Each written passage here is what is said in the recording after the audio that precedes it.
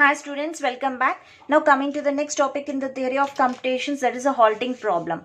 By reading this name, it's you get an idea that halting means we are stopping that problem. Okay, so when you are stopping that problem, when you are halting that problem, now let's see. The halting problem is undecidability. So whenever you are not able to decide whether the input whatever the output that you get, you are not able to decide that, then in that case you will halt that problem. Means it is not completely covered. The halting problem is undecidability. It is not a problem. It is just ask the question. So this is the main difference. You don't think halting problem is a problem. It is not a problem. It's just asking a question. The halting problem is it's asking the Turing machine a question. What type of question it is asking? Is it possible to tell whether a given machine will halt for some given input? Means it is asking, is it possible to tell whether a given machine, whatever the machine, Turing machine we are taken, will halt for some given input, only for some given input, not for completely. So whatever the input you are given, so for that input, I'm not getting the answer. Is there any possible to halt that input? So it's just asking the question. That is a halting problem. Let me explain you the example. Suppose if I taken an input, a Turing machine input of string W, okay. I taken some input string W, okay. W consisting of some alphabets, input symbols. Now the problem is, does the Turing machine finish computing of a string W in a finite number of steps? I don't know whether it finished or not.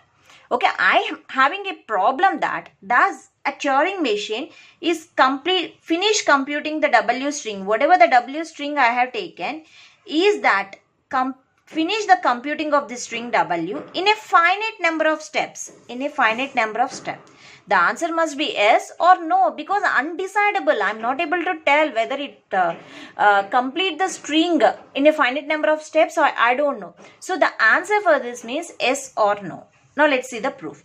Assume Turing machine exists to solve this problem. Let us start with the positive thinking. Let us assume that Turing machine exists to solve this problem. It is solving this problem and it is computing the string in a finite number of steps. Let us assume. And then we will show it is contradicting itself. Okay. Now let's see how it is. So we will call this Turing machine as a halting machine. So whatever the machine we are taking, that is a halting machine, just call it.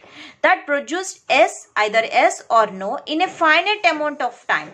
Because I want the answer in the finite amount of time, it has to compute the given input string or it has to stop that given input string. So that is a problem I have to find out.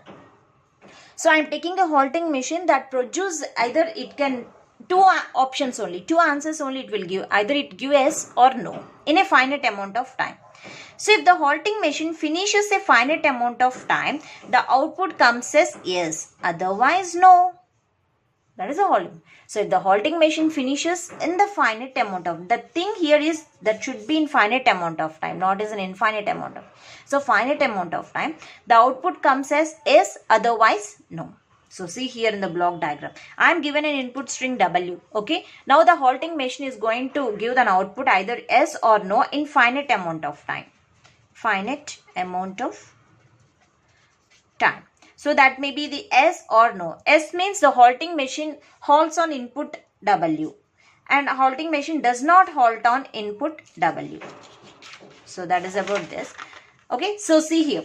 Now we will design an inverted halting machine. So whatever we are taking, just contradiction for that. So let's take halting machine returns yes, then loop forever. Halting machine returns no, then halt. So just we are taking the inverted halting machine. These are the conditions for that. So the same way, the diagram for this inverted halting machine is just we are taking the input string and the halting machine yes or no. Okay, here the two states are in infinite loop because this is an invert. Whenever the halting machine returns yes, the loop is forever. The loop is forever.